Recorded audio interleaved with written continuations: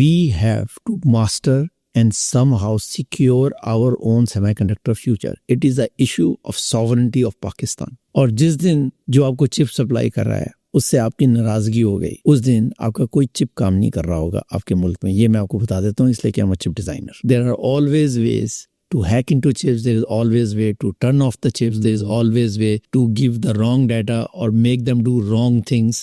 This is not something we want to depend on other nations, because if that nation is not friendly to us, that day nothing will work.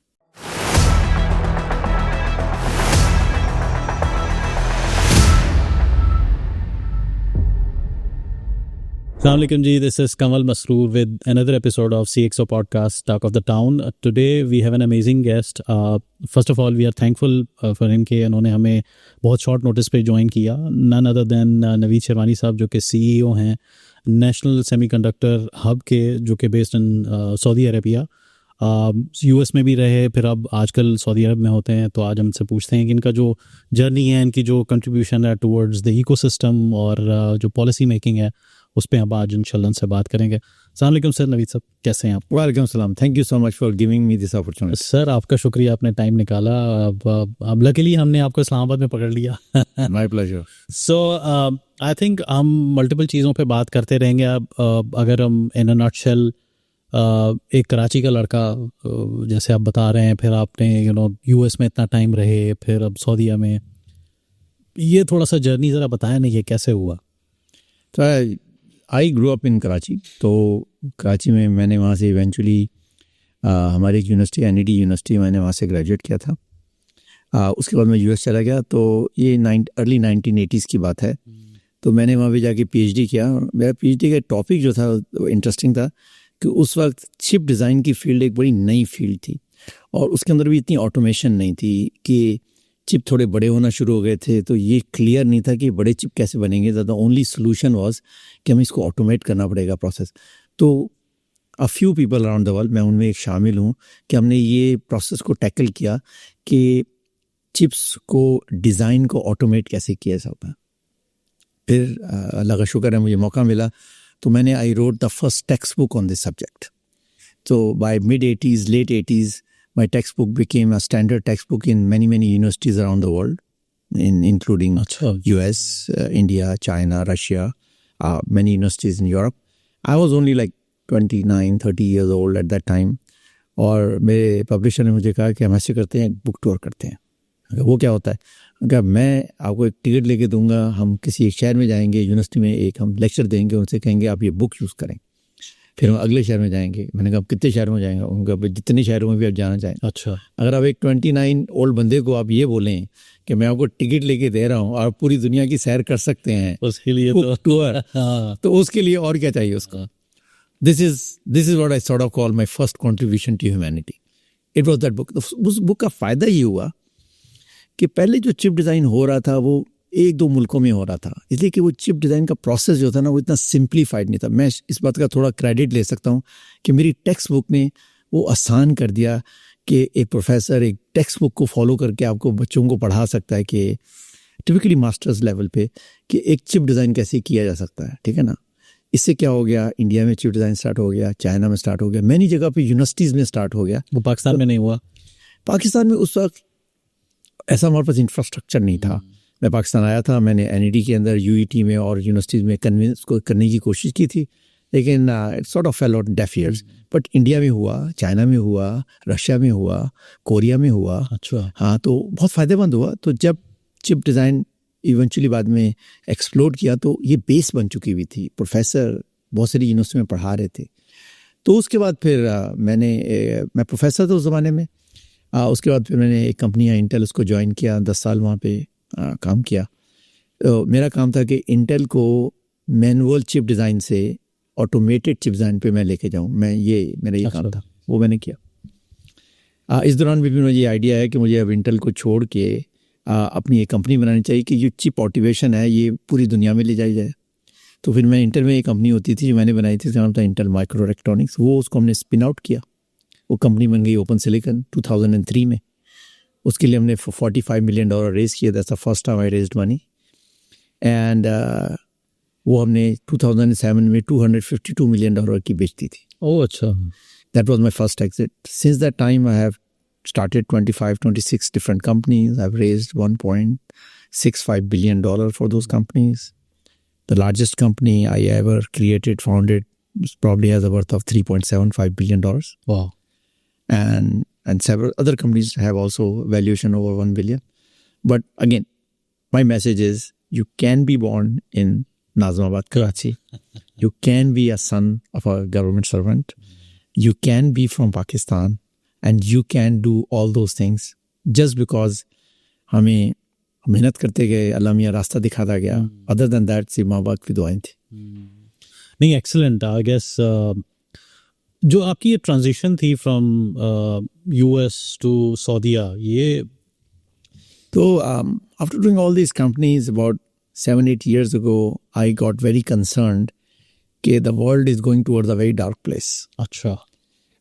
मेरा ये ख्याल था उस ज़माने में, और जब मैंने पहला लेक्चर दिया था 2015 में, almost 10 years ago in Silicon Valley, where I said we are heading towards a China-US face-off. देखें हम जो चिप डिज़ाइन करते हैं ना, हमारे पास 2 ही लोग हैं चिप डिज़ाइन में यूएस में. इस इंडस्ट्री को कहते हैं IC industries, integrated circuit industry. अच्छा. इसको आप इंडियन चाइनीज इंडस्ट्री भी कह सकते हैं, इसलिए कि आधे लोग इंडियन थे उस ज़माने में और आधे लोग चाइनीज़ थे. तो हम चाइनीज़ के साथ अपनी रिलेशनशिप ख़राब नहीं कर सकते सिलिकन वैली में, इसलिए कि they are very core to. हमें ये लगना शुरू हो गया अगर ये हो जाएगा तो क्या होगा, राइट. तो फिर मैंने ये सोचना शुरू किया कि अगर ये चाइना यूएस का होगा तो पाकिस्तान का क्या बनेगा. मैं इस नतीजे पे पहुंचा कि हम एक ऐसी डार्क जगह पे जा रहे हैं कि ऐसा वक्त आ सकता है जब पाकिस्तान को ये कहा जाएगा कि हम आपको कोई चिप नहीं देंगे. अगर हमारे पास चिप नहीं होंगे तो हमारा कोई मोबाइल नेटवर्क नहीं काम करेगा, हमारे अस्पताल काम नहीं करेंगे, हमारे स्कूल काम नहीं करेंगे, हमारे बैंक काम नहीं करेंगे, हमारी गाड़ियाँ नहीं चलेंगी, हमारे जहाज़ फ्लाई नहीं करेंगे, हम कुछ नहीं कर सकते. इसलिए कि semiconductor technology is the base of the entire country, in fact the entire civilisation as it is known to us. Okay. तो 2018-2019 में मुझे ये सारी बात की इसलिए कंफर्मेशन मिली, इसलिए कि अमेरिका ने under Trump first administration China के साथ ये करना शुरू कर दिया. तो जो मैं बातें करता था कि world level field flying field ख़त्म होने वाली है, 3 साल से मैं कह रहा था, लोगों ने कहा ओके वो एक्चुअली हो रहा था. ओके. तो उन्होंने कहा कि डॉक्टर शवानी is making some sense now. तो लेकिन उसके अंदर मुझे जो बहुत ख़तरा है वो ये है कि पाकिस्तान जैसे कंट्रीज अगर हम क्या करेंगे. सही. We have to build some capability. लेकिन पाकिस्तान में बस कैपिटल नहीं है. तो फिर हमने ये सोचा कि कोई एक फ्रेंडली कंट्री ढूंढते हैं जिसके साथ मिल के ये काम करें. Eventually that turned out to be kingdom of Saudi Arabia. तो अब किंगडम सऊदी अरेबिया से मिल के हम ये कर रहे हैं कि अगर वहाँ का कैपिटल हो जाए, हमारे लोग हो जाएं और कुछ और फ्रेंडली कंट्रीज से हमें टेक्नोलॉजी मिल जाए, तो हमारी कुछ एक नेसेंट छोटी मोटी चिप इंडस्ट्री की बन जाए जो हम अपने कुछ चिप डिज़ाइन कर सकें. उसे ये नहीं होगा कि जो हमें चिप्स चाहिए वो सारे हम बनाना शुरू, ये नहीं होगा, लेकिन ये ज़रूर होगा कि will get a seat on the table. So attempt is to get a seat on the table, right. अगर पाकिस्तान सऊदी अरब मिल के काम करेगा, हो सकता है कतर ज्वाइन कर ले, हो सकता है मलेशिया का है जी मैं भी ज्वाइन करना चाहता हूँ, बांग्लादेश का है मैं भी ज्वाइन करना चाहता हूँ. कोशिश करेंगे जितने फ्रेंडली कंट्रीज़ मिल के करें उतना हो अच्छा. तो ये है मिशन हमारा. किसान तो national semiconductor hub of Saudi Arabia का मिशन ये है कि अगले 5 साल में हम 50 सेमीकंडक्टर कंपनीज़ को स्टार्ट करें. और कोशिश करें कि उनमें जो लोग काम करें वो फिर हमारी फ्रेंडली कंट्रीज आए. हमारा तो मेन मकसद होगा कि ज़्यादा पाकिस्तान से आएँ. तो भाई इंशाल्लाह ताला हमने पाकिस्तान के अंदर भी हमने एक ट्रेनिंग स्टार्ट कर दी है thanks to the present government. वो एक PC1 अप्रूव हो गया, ट्रेनिंग स्टार्ट हो गई है. तो कोशिश हम ये करेंगे कि जो हमारी कंपनियाँ हैं सऊदी अरब में, उनके डिज़ाइन सेंटर पाकिस्तान में ही खुल जाएं ताकि इन लोगों को सऊदी अरब न जाना पड़े, ताकि हमारी इंडस्ट्री यहाँ बने. ताकि आज से 5 साल बाद ये कोई 5-10 हज़ार लोग हों जो कि चिप डिज़ाइन करना जानते हैं, फिर कुछ अपनी कंपनियाँ बना लेंगे, कुछ डिफेंस में चले जाएंगे, कुछ सिविलियन चिप्स बनाएंगे, जो कुछ भी है. तो हमारा 5 साल का गोल था कि 50 कंपनियाँ बनाएं, लेकिन अल्लाह का बहुत शुक्र है कि ये हमारा पहला साल है. पहले साल का हमारा गोल था सिर्फ 5 कंपनियाँ बनाने का. इस वक्त we are on target to make 21 companies. अच्छा, वेरी नाइस. हाँ, तो अब वो 21 कंपनियाँ सऊदी में फ़ंड कर रहे हैं, उनको हमने फंड्स दिए हैं, उनकी ऑफिसेज बन रहे हैं. अब उनको बंदे चाहिए। अब वो बंदे कहाँ से आएंगे? अब हमारी कोशिश ये है कि वो बंदे जो कुछ अमेरिका से आ जाएं, सिलिकन वैली, पाकिस्तानी, हमारी तो ये कोशिश होगी, ठीक है ना। अब कुछ इजिप्शियंस भी ज्वाइन करेंगे, ज़्यादा अच्छी बात है, लेकिन हमारी कोशिश होगी कि कुछ पाकिस्तान से हमारे सिलिकन वैली के हमारे फ्रेंड्स हैं जो कि सिलिकन इंडस्ट्री में वो आ जाएं, फिर पाकिस्तान से हमारे बच्चे आ जाएं, फिर पाकिस्तान में डिज़ाइन सेंटर खुल जाएं। तो ये है हमारा मकसद। और ये कब तक हम एक्सपेक्ट कर रहे हैं पाकिस्तान में डिज़ाइन सेंटर जो आप कह रहे हैं बनने का? देखिए, हमारा ये ख्याल है कि अब ये 21 कंपनियाँ स्टार्ट हो रही हैं, लेट्स से वो 3, 4, 6 महीने में स्टैब्लिश हो जाती हैं। वो अपने कुछ वहाँ पे सऊदी अरब में बंदे हायर करेंगी, 5, 10, 15, फिर उनको लगेगा भाई सऊदी अरब तो काफ़ी महंगी जगह है, then they will reach. So by the end of this year I expect कि हम यहाँ पे ये एक्टिविटी स्टार्ट करेंगे, वो 5 कंपनियों के भी डिज़ाइन सेंटर पाकिस्तान में खोले जाएँ। That's not a very bad timing, इसलिए कि जब तक हमने जो यहाँ पे ट्रेनिंग की फंडिंग की है उसके पहले ग्रेजुएट्स भी निकलना शुरू हो जाएंगे, that's a good timing. So I think you should see Q1 of Q2 of next year, the first design centers of Saudi companies. In the meantime, सब लोग यहाँ से कुछ जाके Saudi companies को join करेंगे, तो इंशाल्लाह that's the timeline we are looking at. Excellent. So overall, जैसे हम थोड़ी देर पहले बात कर रहे थे कि पाकिस्तान में कहा जाता है कि IT का पोटेंशियल है, टेक्नोलॉजी सेक्टर एक ऐसा सेक्टर है जो ग्रो कर रहा है, बट आपकी बहुत अच्छी बात मुझे लगी, आपने कहा कि हम हार्डवेयर में लैग कर रहे हैं। वो क्या चीज़ें हम is it something limited to the semiconductors, या इसके अलावा हमें क्या दूसरे हार्डवेयर्स की तरफ, कंप्यूटर हार्डवेयर्स पे या लैपटॉप्स की तरफ या बाकी फ्यूचर गैजेट्स की तरफ भी हमें सोचना चाहिए? या नहीं, हमें तो डेफिनेटली सोचना चाहिए। मैं तो समझता हूँ कि जिस किस्म की डार्क वर्ल्ड को मैं देख रहा हूँ उसके अंदर ये भी हो सकता है कि आपको कोई लैपटॉप ही ना दे, आपको कोई सेलफोन ही ना दे, तो डिपेंडेंसी हमारी ज़्यादा, क्रिटिकल डिपेंडेंसी। देखिए, technology is the only way we can uplift third world countries, there is no other way. Everything is too slow, technology is the only way. If technology is the only way, technology depends on semiconductor, right. वो क्या है, अब laptop होंगे, laptop नहीं होंगे तो क्या करेंगे? लैपटॉप किससे कनेक्ट करेंगे? सर्वर से। सर्वर नहीं होंगे तो क्या करेंगे? सर्वर क्या करेगा? सर्वर करेगा क्लाउड से कनेक्ट। क्लाउड डेटा सेंटर नहीं होंगे तो क्या करेंगे? ठीक है जी। बाकी जो सारी डिवाइसेस हैं वो IoT डिवाइसेस होंगी, इंटेलिजेंट डिवाइस होंगी। आपको एज इन्फ्रेंस चाहिए, वो नहीं होगी तो क्या करेंगे? तो मतलब कहने का, अगर आपने स्मार्ट सिटीज़ बनानी है और चिप्स नहीं है, नहीं हो सकता। आप स्मार्ट गवर्नेंस करने नहीं हो सकता। फिनटेक के अंदर आपको डिजिटल बैंक बनाने नहीं हो सकता। तो एंड में कहानी फिर वहीं आ जाती है कि we have to master and somehow secure our own semiconductor future. It is the issue of sovereignty of Pakistan. और जिस दिन जो आपको चिप सप्लाई कर रहा है उससे आपकी नाराज़गी हो गई, उस दिन आपका कोई चिप काम नहीं कर रहा होगा आपके मुल्क में। ये मैं आपको बता देता हूँ, इसलिए कि I'm a chip designer. This is a very big problem that जो चिप पे बड़े अच्छी तरह से काम कर रहे हैं वो चिप अच्छी तरीके से नहीं भी काम कर सकते। There are always ways to hack into chips, there is always way to turn off the chips, there is always way to give the wrong data or make them do wrong things. This is the reason why we must control the critical chip supply and the software stack, which is crucial for us. This is not something we want to depend on other nations, because if that nation is not friendly to us, that day nothing will work. और ये कभी भी हो सकता है। I think हम तो बिल्कुल we are setting on some ऐसी चीज़ पे कि कभी भी वो प्रॉब्लम बन सकती है, आई गेस। देखिए, अगला जो आपके साथ सॉवरेंटी इशू होगा ना, वो इलेक्ट्रॉनिक होगा। आपको जैम किया जाएगा, जिस दिन आपको जैम किया जाएगा उसका कोई सेलफोन नेटवर्क काम नहीं कर रहा होगा, आपका कोई मोबाइल सेलफोन काम नहीं कर रहा होगा, आपकी हॉस्पिटल्स हैक हो सकते हैं, आपके डेटा सेंटर हैक हो सकते हैं। कोई एक determinant country, determinant set of people, determinant company आपकी किसी एस्पेक्ट ऑफ द कंट्री को डिसेबल कर सकता है या उसको हार्म कर सकता है। हमारे पास उसका क्या डिफेंस है? Just living our life. ऐसा तो नहीं होता ना। तो आपको सोचना पड़ेगा कि हम अपनी सॉवरेंटी को कैसे मेंटेन कर सकते हैं in this fast changing world, where world is going from a level field to broken islands. So first of all we must secure the island that we are in. तक उसके अंदर capability island की check करनी पड़ेगी, हमें वो बाकी Nations क्या दे सकते हैं, फिर हमारे पास क्या होना चाहिए।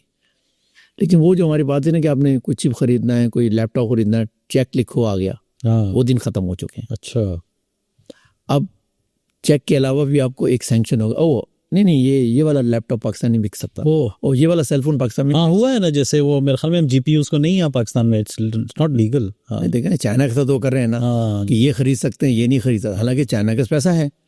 तो वो जो पुराने एग्जाम आदत है हमें कि अगर आपका पैसा है you can buy anything in the world, those days are gone. Now the question is what are you allowed to buy and how can you take your nation forward with what you are allowed to buy. And that list of what you are allowed to buy is not controlled by you. It's controlled by some other nation. वो आपके साथ क्या करेंगे? Threat है। Exactly, yes, बिल्कुल। And I think दूसरी तरफ हमारी जैसे एक हमारा बहुत बड़ा इम्पोर्ट भी है ना ये। अब जैसे अब हमारे फॉरेन रिजर्व्स जो हैं वो ऐसी सिचुएशन पे आते हैं तो हम तो सबसे पहले हार्डवेयर ब्लॉक कर देते हैं कि जी नहीं LC'याँ नहीं खुलेंगी। और मैं कोई छोटी सी एग्जांपल देता हूँ। अब सब लोग क्रेडिट कार्ड यूज़ करते हैं, नाइकॉप कार्ड्स हैं, वापस ID कार्ड्स हैं, सबके अंदर एक छोटा सा एक चिप लगा होता है जिसे कहते हैं NFC chip, near field communication chip. ये चिप जो है बहुत सस्ता सा चिप होता है और जो कंपनियां इनको हमें बेचती हैं वो इससे काफ़ी प्रॉफिट कमाती हैं। तो एक पाकिस्तान जैसे गरीब मुल्क जिसमें हर क्रेडिट कार्ड में वो लगता है हर जगह, तो हमारी बॉर्डर फॉरेन एक्सचेंज बढ़ जाती है। एक तो ये मसला है।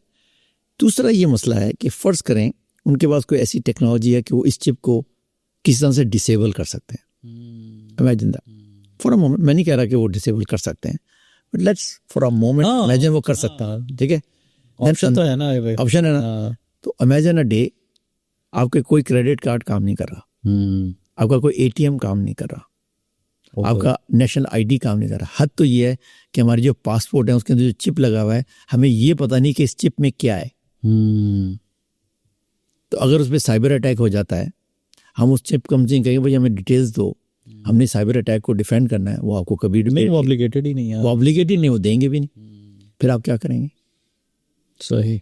सो आई थिंक ये काफ़ी सीरियस इशू है और चाइना को तो अब चाइना फेस कर रहा है ना इस इशू को। अब अमेरिका उनको चोक करने की कोशिश कर रहा है, but we are not China. China के पास तो बहुत सारे कार्ड्स हैं, वो ये कार्ड प्ले कर सकते हैं, रेयर अर्थ का कार्ड प्ले कर सकते हैं, वो सप्लाई चेन का कार्ड प्ले कर सकते हैं, वो और चीज़ें चोक कर सकते हैं। हमारे साथ कोई ये करेगा तो हमारे पास क्या कार्ड है? तो ये एक प्रॉब्लम है। तो आई थिंक ये सिर्फ हमारी प्रॉब्लम नहीं है, ये दुनिया की सारी कंट्रीज की प्रॉब्लम है जहाँ पे they care about their sovereignty. कुछ कंट्रीज सॉवरन नेशन नहीं है, उन्होंने अपनी सॉवरेनिटी को किसी और को दिया हुआ है।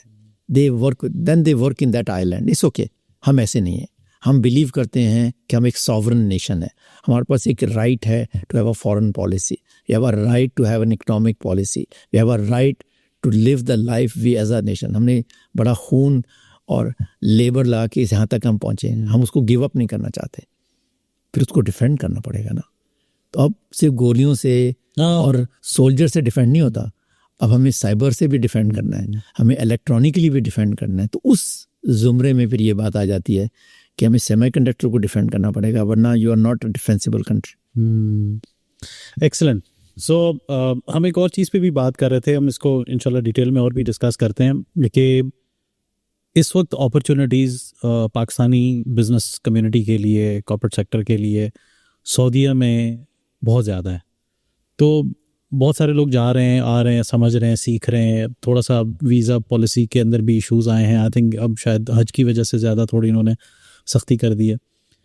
कितनी को अपॉर्चुनिटी है वहाँ पे और हम कितना को इसको असेस कर पा रहे हैं और इसको एक्चुअली हम अक्वायर भी कर रहे हैं या उस तरफ हम एफर्ट भी कर रहे हैं?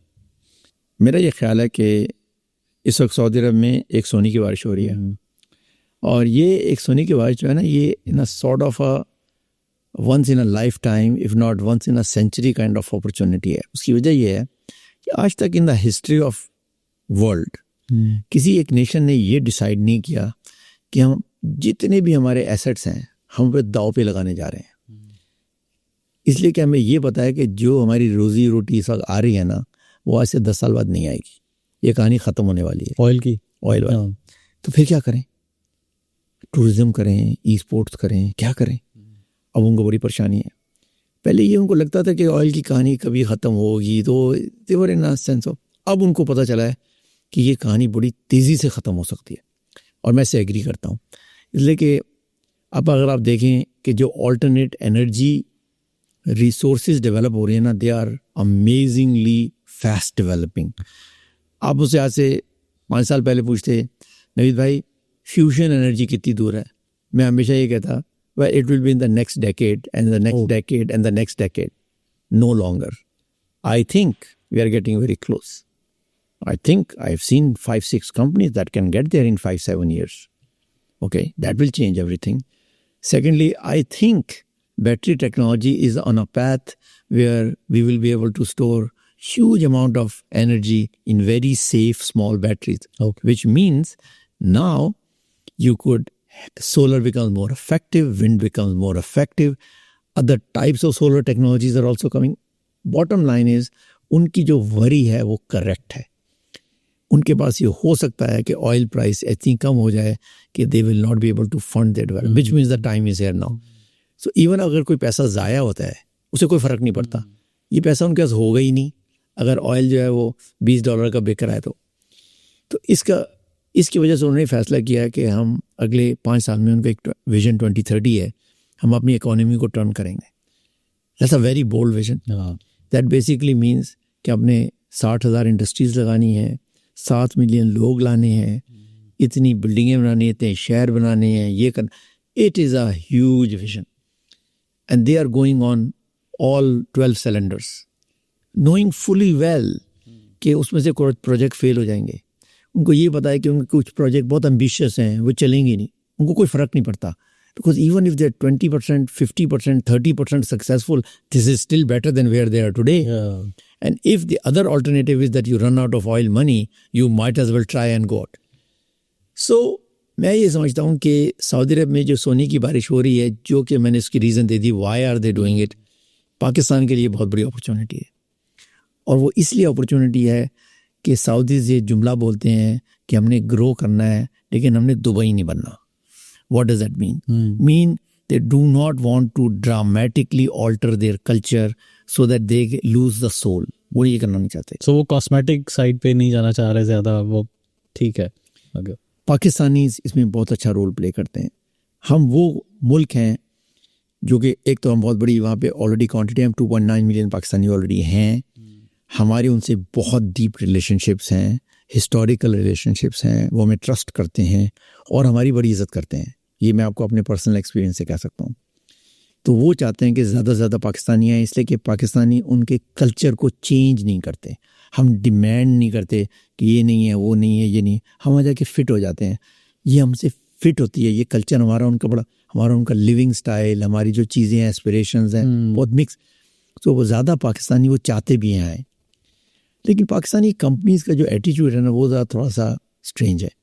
वो ये कहते हैं कि अगर हमें कोई कॉन्ट्रैक्ट मिल जाए तो फिर हम जाएंगे, एज अपोज टू कि नहीं भैया ये सोने की बारिश हो रही है, हमने वहाँ जाना है, कैंप लगाना है, शुरू हो जाना है. ये तो वही बात है कि जब चाहे गोल्ड रश हुआ था कैलिफोर्निया में, तो अगर एक मैं लॉयर हूँ या कुछ और काम हूँ शिकागो में, तो मैं कहता हूँ ऐसा है कि भाई पहले आप ऐसे करें, एक कोने की आप सोने की कान ढूंढें, उसके अंदर जब सोना नज़र आ जाए तो आप मुझे कॉल कीजिएगा, फिर मैं अपने घोड़े पे बैठ के आऊँगा, तो फिर मैं खोदूँगा. ऐसा तो नहीं होता ना.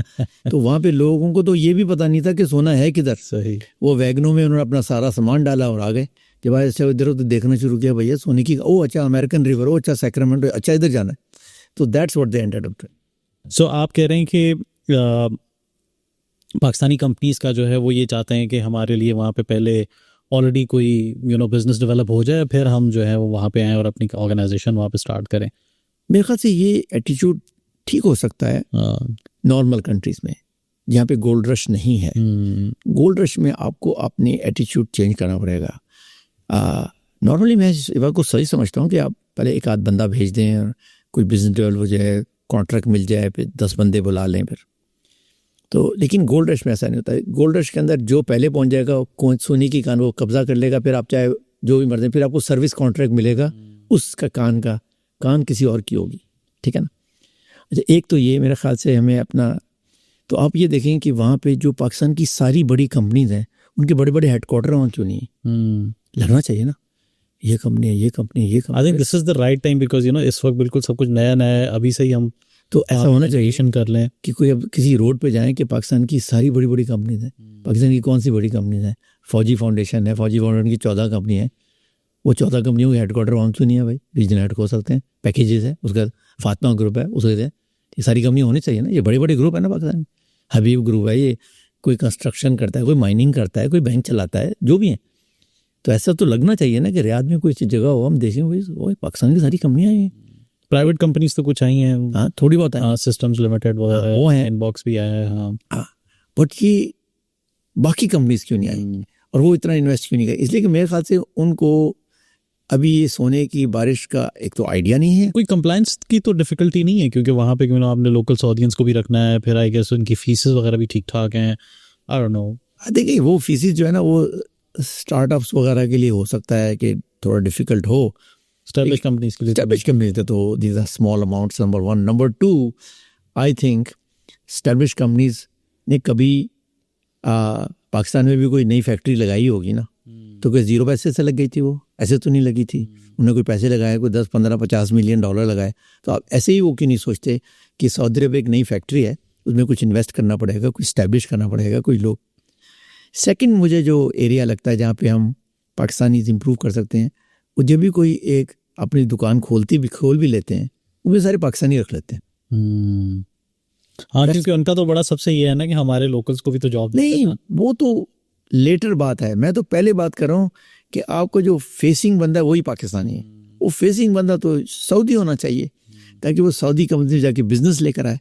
तो हमें ये करना पड़ेगा कि हमें वहाँ पे अपने कनेक्शंस बना के सऊदीज को फ्रंट पे रखना पड़ेगा, ठीक है ना। उनके कनेक्शंस हैं, वो कॉन्ट्रैक्ट्स ला सकते हैं, उनको प्रोसेसेस पता है, उनको ये पता है कि इसको नेविगेट कैसे करना है।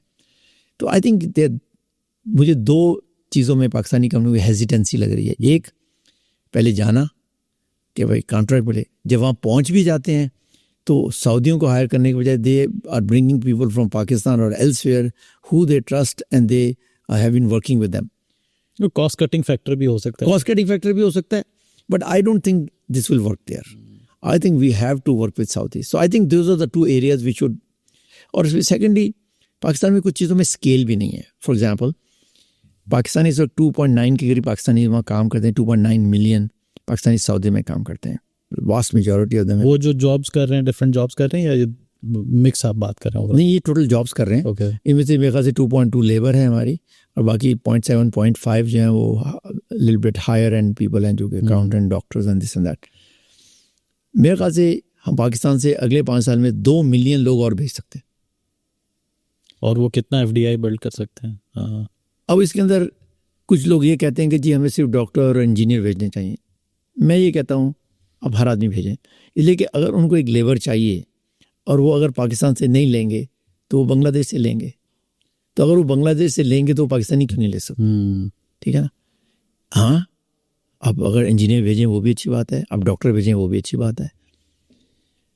लेकिन मेरा ये ख्याल है कि हमें लेबर भी भेजनी चाहिए। उसकी वजह ये है कि देखें, लेबर का जो इफेक्ट हमारे FDI पे होता है और जो इंजीनियर का होता है डिफरेंट होता है। इंजीनियर जाएगा, वो बंदा है, बंदी है, अपनी मियाँ बीवी को वहाँ ले आएगा, बच्चे, उसका वहीं खर्चा होगा, तो वो वहाँ पे खर्चा करेगा। और रेयरली कुछ पैसे पाकिस्तान भेजेगा तो थोड़े से भेजेगा, उसके अपने खर्चे इतने होंगे। लेबर जाएगी तो 75% ऑफ वो जो भी अर्न करे वो पाकिस्तान भेजता है, ठीक है। और उनमें से कुछ लोग 30 साल तक ये काम करते हैं। Imagine that. कोई इंजीनियर डॉक्टर ये नहीं करता, राइट। तो हमें उनकी जो कंट्रीब्यूशन उसको भी रिकग्नाइज करना चाहिए। और कुछ लोग जो इंजीनियर डॉक्टर नहीं बन सकते, जो कि हमारे मुल्क में बहुत सारे लोग हैं, क्या हमको उनकी अपॉर्चुनिटीज को कम कर देना चाहिए? कि भाई हमारी ये पॉलिसी है जी, हम सिर्फ इंजीनियर डॉक्टर ही भेजते हैं, तो हर तरह का आदमी आ सकता है। सही, एक बात। दूसरा ये कि अगर उनके पास नीड है लेबर की और आप नहीं भेजेंगे तो ये तो नहीं ना सऊदी कहेंगे जी पाकिस्तान से नहीं आ सकता, हम बिल्डिंग नहीं, हाँ, तो इंडस्ट्री बंद करेंगे। ये तो नहीं होगा। वो बांग्लादेश से ले लेंगे, वो इंडिया से ले लेंगे, वो फिलीपीन से ले लेंगे। तो अगर एक सब वही दुबई वाला हाल हो जाए, वही वाला हाल है ना। दुबई मेरा कहना है कि हर आदमी भेजो। सही है। अब पाकिस्तान में मसला है कि हमारे पास ऐसा कोई mass human resource export system नहीं है, ठीक है ना। यहाँ तो जो गोल्ड रश ना होता और ये चीज़ अगले 20 साल में होनी है, तो मैं कह सकता हूँ कि हर साल आप 0.5 मिलियन बंदा भेज दें, 1 लाख बंदा भेज दें, वो चल रहा है। लेकिन अगर ये 5 साल की स्टोरी है तो 2 अपने मिलियन बंदे भेजने हैं। Okay, what does it mean? It means you have to be sending a lot of more people, 30,000-40,000 a month. हमारे पास ऐसी कोई स्केल ऑर्गेनाइजेशन नहीं है, एट ऑल। इंडिविजुअल बेसिस पे ही कोई अगर प्लान करेगा तो 2500 के करीब सर्टिफाइड एजेंट्स हैं, वो ये कर रहे हैं। उनमें ज़्यादातर वो पहले एक ज़माने में कोई ट्रैवल एजेंट होते थे, फिर वो कोट एंड कोट उन्होंने वीज़ों का काम शुरू कर दिया। That's what they doing. But कोई गवर्नमेंट लेवल पे कोई ऐसा, गवर्नमेंट को अब छोड़ें, प्राइवेट लेवल पे कोई ऐसी हमारी कंपनी नहीं है जो अब जाके पूछें आप क्या करते हैं, जी हम हर साल 1 मिलियन पाकिस्तानी बाहर भेजते हैं। 1 मिलियन पाकिस्तान, सही है। लेकिन डिमांड है। देखिए दुनिया भर में बर्थ रेट्स ऐसे कम हो रहे हैं, हर दुनिया में अगर आप अच्छे लोग भेजें, दुनिया को कारपेंटर्स चाहिए, प्लम्बर्स चाहिए। बट नवीद भाई अब दूसरी तरफ ये भी तो देखें, हम बेकार में फिर शायद उसके लिए भी रोते हैं कि हमारा ब्रेन ड्रेन हो रहा है। नहीं देखिए, ब्रेन ड्रेन हो रहा है, होना चाहिए। नहीं, मेरा ये ख्याल है कि a country as like as ours, हमें अगर उस ब्रेन के पास हमारे पास काम नहीं है अपनी कंट्री में, तो that brain is being wasted. अब कुछ ब्रेन को हम काम दे सकते हैं अपनी कंट्री में, दें। जिस काम को हम नहीं दे सकते उसको वेस्ट तो ना करें ना।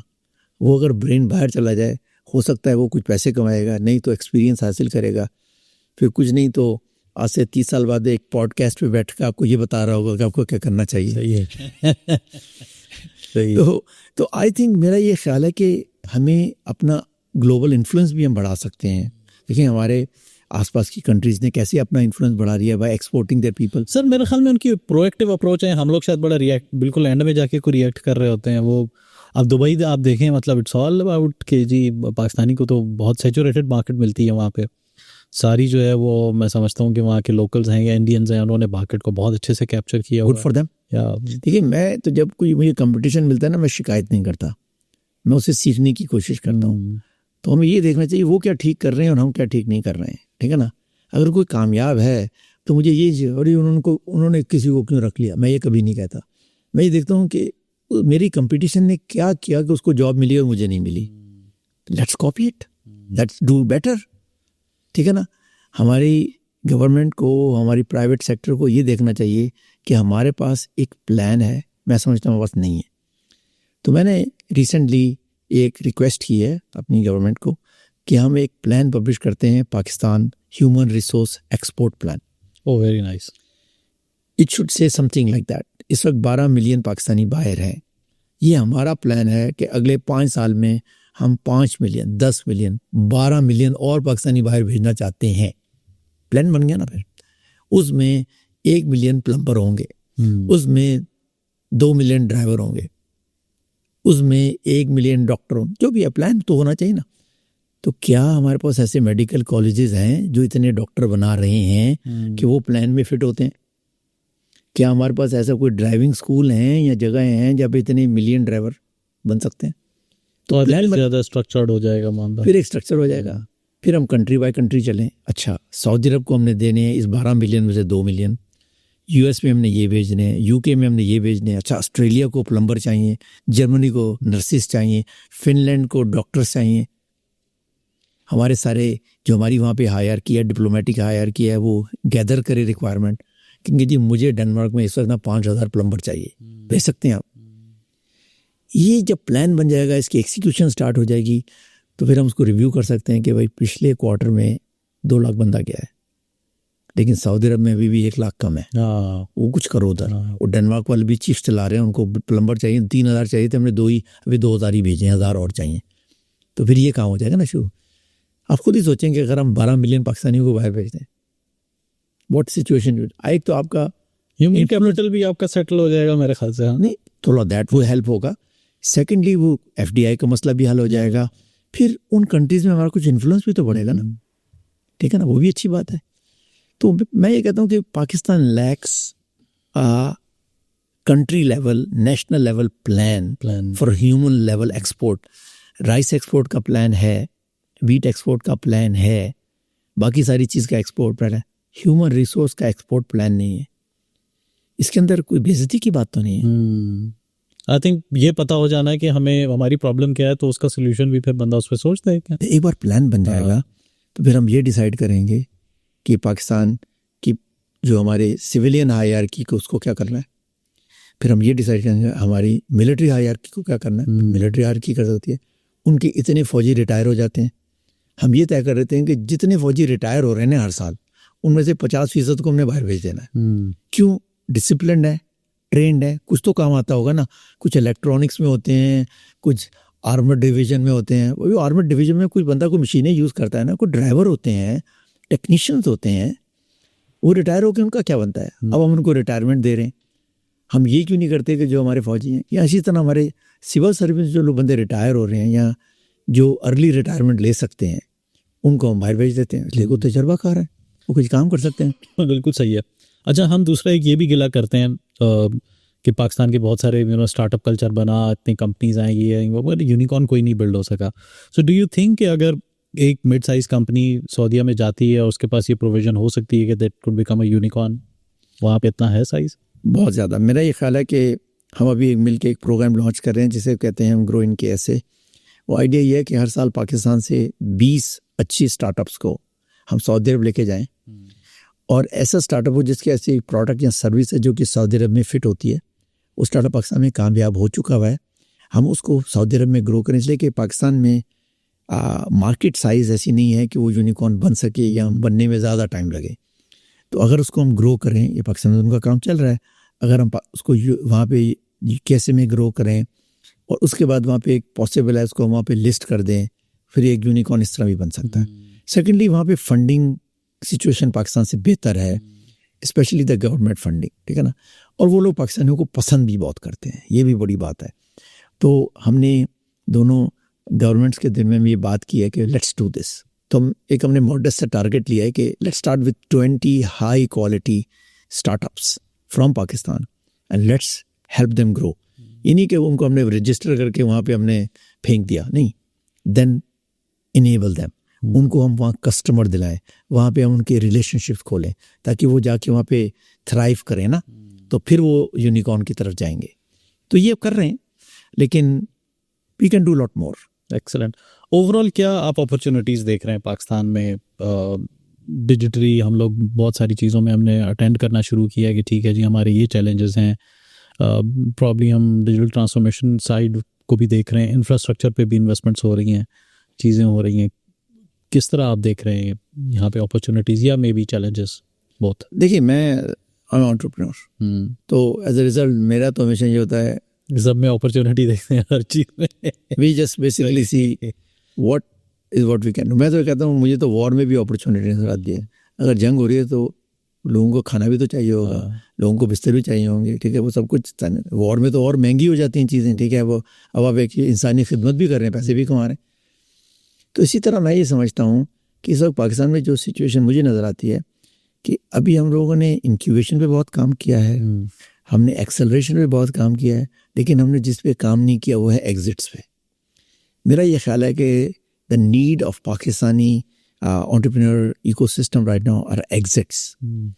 और इस एग्जिट पे अगर हम हर महीने 2 महीने में एक कंपनी भी एग्जिट करें, किसी ने कोई कंपनी 40 मिलियन की खरीद ली, 200 मिलियन की खरीद ली, 50 खरीद ली, I think you don't have to worry about incubation and acceleration if the exits are happening. तो इन्वेस्टर का ट्रस्ट बिल्ड हो जाता है, यस। और फिर और एंटरप्रेन्योर खुद ही आ जाते हैं ना। अगर एक खबर आ रही है हर महीने में, वो फलानी कंपनी बिक गई, फलानी कंपनी बिक गई, फलानी का एग्जिट हो गया, फलानी कंपनी लिस्ट हो गई, I think that will pull more people into the system and then you don't have to worry about कि उनको इंक्यूबेशन क्या करानी है, नहीं करानी, इसलिए कि वो अपना रास्ता खुद ही ढूंढ लेंगे, ठीक है ना। आई थिंक ऑलरेडी पाकिस्तान के अंदर incubation acceleration is very decent, it's pretty good, but exits are not good. हमारे VC infrastructure is not very good. तो हम छोटा छोटा पैसा तो डाल देते हैं, जब उनको बड़ा पैसा चाहिए तो वो नहीं होता। उसके लिए फिर हमारे पास एस्केप रूट ये हो सकता है कि छोटे पैसे से कंपनी को ख़ास लेवल पे लेके जाओ, फिर KSA जैसी सऊदी अरब में जाके उसको थोड़ा हम ग्रो कर सकते हैं और पैसे रेज़ करने के चांसेस ज़्यादा है। यहाँ पे लिस्ट अगर करने की डिफ़िकल्टी है तो हम KSA में लिस्ट कर सकते हैं, वो बड़े एंथुसियास्टिक हैं लिस्ट करने के बारे में। तो मेरे तो ये ख्याल है कि हमें फोकस करना चाहिए एग्जिट्स के ऊपर, इसलिए कि exits will drive the system. It's a close loop system. आप 3000 इंक्यूबेटेड कंपनीज बना रहे हैं, 10,000 बना रहे हैं, 7,000 बना रहे हैं, डजंट रियली मैटर। अगर उनमें से कुछ एग्जिट नहीं करेंगी तो इवेंचुअली आपका सारा मोमेंटम लॉस हो जाएगा, ठीक है ना। वो इवेंचुअली डाई डाउन हो जाएंगे एक टाइम के बाद, ऑब्वियसली। आई थिंक हमारा इस वक्त काफ़ी, और अगर मैं गवर्नमेंट में भी किसी से बात करता हूँ तो मुझसे कोई बात एग्जिट की नहीं करता, सब कहते हैं जी हमने इतने और एंटरप्रेन्योर्स को, हमने इतने और इंक्यूबेशन क्रिएट कर दी. So my idea is that what we need? And I think, yes, you always need more startups. There's no doubt about that. But I think without proper ratio of exits, वो एक circle पूरा नहीं करता है ऐसा. ये that is the missing element. That needs to happen. Sir एक बस मैं ज़्यादा टाइम नहीं लूँगा. I think this my last question. एक एंटरप्रेन्योर पाकिस्तान में, उसके पास क्या प्रोसेस है कि वो जाए और सऊदीया में बिजनेस स्टार्ट करे, और उसको कहाँ जाना चाहिए, कहाँ पे वो मार्केट एक्सप्लोर कर सकता है, या कहाँ से उसको इन्वेस्टमेंट्स मिल सकती हैं, कोई हैंड होल्डिंग है, या मतलब क्या प्लान करे, कैसे जाए? तो अभी हम बहुत जल्दी एक under ignite and Pakistan software export हम एक इंशाल्लाह प्रोग्राम लॉन्च करेंगे, और वही होगा कि let's ask all the people from सारे सूबों से. ये नहीं है कि सिर्फ पंजाब से होगा, बलूचिस्तान से नहीं होगा, ऐसा नहीं होगा. सारे सूबों में देखा जाए कि कौन से हमारे टॉप 20 स्टार्टअप्स हैं जो सऊदी में जाके वहाँ पे एक्सप्लोर कर सकते हैं. तो एक क्राइटेरिया बन जाए उसका, ठीक है ना. तो फिर पाकिस्तान गवर्नमेंट साइड से that would be basically Ignite, Pakistan software export board, ministry of IT, वो सब लगे हुए हैं इसके ऊपर. They are working very hard कि इनको आइडेंटिफाई किया जाए, इनकी हेल्प किया जाए. अच्छा, वो तो एक सिस्टम है. अदर देन दैट मैं समझता हूँ कि अब हम पाकिस्तानी हम वहाँ काफ़ी हैं. अगर आपको कोई जानने वाला रियाद में है, ठीक है, आप उसे कांटेक्ट करें. वहाँ पे हमने अब हमारी एक ऑर्गेनाइजेशन है पाकिस्तानी की जो नॉर्थ अमेरिका में एंटरप्रेन्योर्स की ओपन, हमने उसका चैप्टर भी बना दिया है. Okay. और भी इस तरह के गैदरिंग्स अब वीकली बेसिस पे होना शुरू हो गए हैं. इंक्यूबेटर्स में मैं देखता हूँ पाकिस्तानियों की मीटिंग्स होना शुरू हो गई हैं. किसी तरह से भी आप रीच आउट करें, नहीं रीच आउट करें, मुझे रीच आउट करें, ठीक है ना. मैं कोशिश करूँगा मैं आपको किसी से कनेक्ट कर दूँ. अगर वो मेरा एरिया ऑफ एक्सपर्ट है मैं उसको हेल्प करने की कोशिश करूँगा. मेरी एरिया ऑफ एक्सपर्टीज़ नहीं है तो मैं ढूंढ के कोई ऐसा बंदा कनेक्ट करूँगा. तो I think there are multiple avenues. जो भी आप जिसको भी जानते हैं, जैसे भी है, आपको कोई मामू चाचा ताया रहता है, go there, go stay with them for a week 2 weeks. लोगों से मिलें, बातें करें, ठीक है ना. हम आपको इन्वाइट करेंगे. मेरे ख्याल में अब लैंग्वेज बैरियर भी नहीं है. No language barrier, everybody speaks English. और लैंग्वेज बैरियर तो वैसे ही बहुत सारी चीज़ों में था. अगर आपने वहाँ पे टैक्सी लेनी है तो टैक्सी में तो लैंग्वेज ही उर्दू है. देखिए वो हमारे सारे पाकिस्तानी है या बांग्लादेशी है, या बांग्लादेशी टैक्सी नहीं चलाते. अच्छा, मैंने एक मुझे शायद मिला था जब मैं लास्ट लीप में था. हाँ, तो वो आई थैंक गॉड कि अच्छा चलो एटलीस्ट उर्दू समझ रहा है. हाँ, नहीं ज़्यादातर पाकिस्तानी है. okay. और वैसे भी आई थिंक मैं समझता हूँ जनरली वो सब इंग्लिश में बात करते हैं, तो it's pretty good now. I think we should absolutely explore. So I think there are no excuses for anyone कि जी नहीं मेरे लिए ये मसला है, मैं शायद ये नहीं जा रहा, क्यों नहीं जा रहा. This is happening. जब सोने की बारिश हो और आप excuses ढूंढ रहे हो, there's only one loser, you. Yeah, that's all. That's nothing more than that. ऐसा ही है. Sir, thank you so much. आपके टाइम का कोई मैसेज देना चाहें ऑडियंस को regarding whatever is actually happening right now? देखिए मैं तो ऐसा बंदा हूँ जो कि हमेशा पाकिस्तान के बारे में पॉजिटिव रहता हूँ, और उसकी वजह मेरे ख्याल से ये है कि मैंने दुनिया में बहुत सारे मुल्कों में मैं रहा हूँ, हर जगह. At the end of the day जब दुनिया टाइट होना शुरू हो जाएगी ना, आप सब लोगों को पाकिस्तान की याद आएगी. और दुनिया टाइट होना शुरू हो गई है. In a country where there is a red carpet and you can go anywhere, it's a good world. But जब ऐसी कंट्री है जब वो रेड कारपेट नहीं है और हर आदमी आपसे पूछ रहा है कि आप कौन हैं, कहाँ जा रहे हैं, फिर आपको अपनी वतन की याद आएगी. हमने इस वतन को इस ख़ास मकसद के लिए बनाया था कि हम सब लोगों की, हमारे फ्यूचर जनरेशन के लिए एक जगह हो जिसको वी कैन कॉल होम. हमें इस होम की बहुत वैल्यू करनी चाहिए. इसलिए नहीं करनी चाहिए कि कहीं से जूती पड़े तो फिर पाकिस्तान की वैल्यू करें. मैं ये समझता हूँ कि ये हमारे पास अल्लाह मियां ने बहुत बड़ा तोहफ़ा दिया हुआ है, जिसको जितनी जल्दी हम इसको समझेंगे, इसमें इन्वेस्ट करेंगे. Pakistan is a huge country. You can create huge companies here. You can, there's unlimited opportunity in Pakistan. लेकिन वो अपना लेंस आपको चेंज करना पड़ेगा. नहीं, हमारे अपने एटीट्यूड भी ठीक नहीं है सर. तो हमें वो अपना लेंस चेंज करना पड़ेगा. You know, challenges are everywhere. ये तो नहीं है कि चैलेंज है हम अमेरिका गए थे वो कोई ऐसा तो नहीं. हाँ, because systems and processes are better, it's easier, but at the same time it may be harder in Pakistan. But Pakistan is a huge market. So मैं यही कहूँगा सब लोगों से, अपने सारे anybody who's listening to us, focus in Pakistan, look around, there are opportunities. Come to Saudi Arabia. If I can help you or others people can help you, I think that's an opportunity. और जितनी हमारी deep tech के अंदर हमारी sovereignty impacting technologies हैं, हमें उन पे फोकस करना चाहिए, इसलिए कि उनकी वैल्यू बहुत जल्दी बढ़ने वाली है। जैसे अब चोक होंगे तो एक चीज़ जो पहले $2 की बिकती है वो फिर $20 की बिकना शुरू हो जाएगी। So I think that those are the areas where we should look at. But anyway, thank you very much for giving me this opportunity. बहुत बहुत शुक्रिया। Thank you ji. Keep watching CXO podcast. Like करें, share करें और subscribe करें। Thank you so much.